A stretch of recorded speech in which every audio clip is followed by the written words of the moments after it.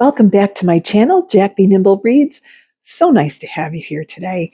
We are going to read Where the Wild Things Are by Maurice Sendak. And you see this little gold circle here?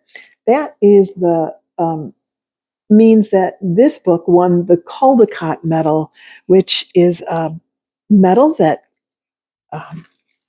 really good books. The 1964 winner, and it's the most distinguished book of the year. So this is kind of an old book, but it's really good. Where the Wild Things Are. Oh, those are some wild things, aren't they?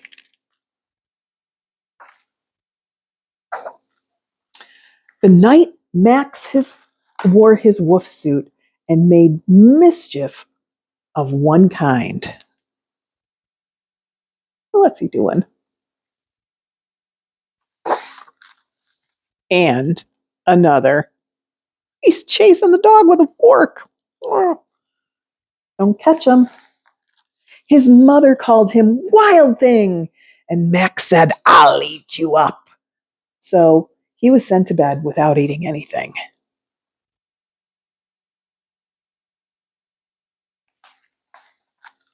That very night, in Max's room, a forest grew.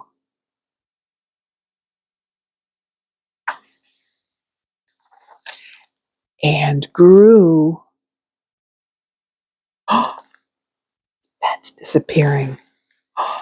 And grew until a ceiling hung with vines, and the walls became the world all around. It's not in his room anymore. And an ocean tumbled by with a private boat for Max, and he sailed off throughout the night and day.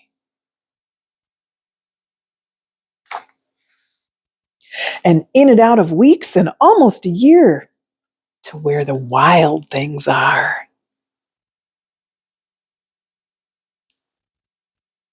Got a wild sea monster there.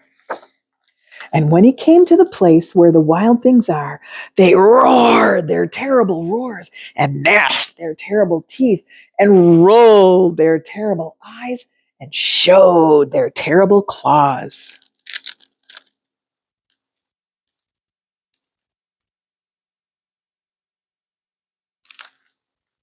Oh, there's Max.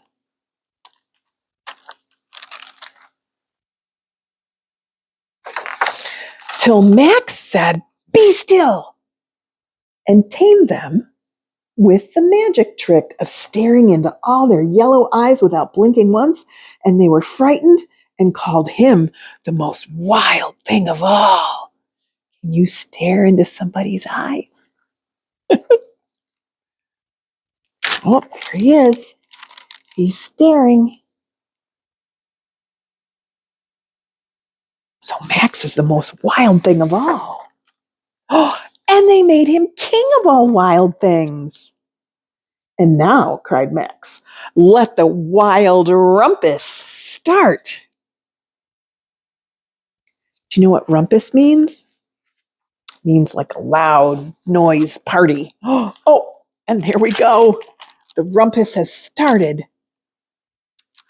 It looks like they're dancing and having fun and roaring. Look what they're doing on this page. They're swinging from the trees. This looks like a fun rumpus. Oh, and now they've got Max and they're parading him around the forest. Now stop, Max said, and sent the wild things off to bed without their supper. And Max, the king of all wild things, was lonely and wanted to be where someone loved him best of all. And all around from far away across the world, he smelled good things to eat. So he gave up being king of where the wild things are.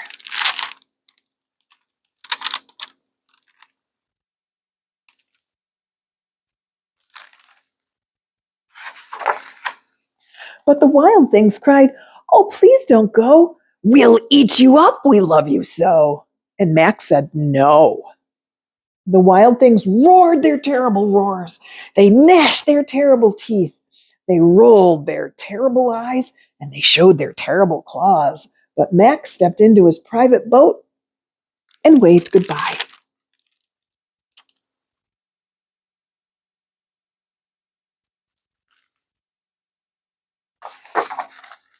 and sailed back over a year and in and out of weeks and through a day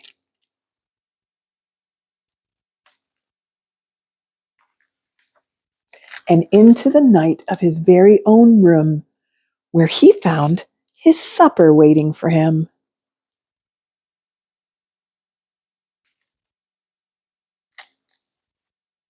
And it was still hot.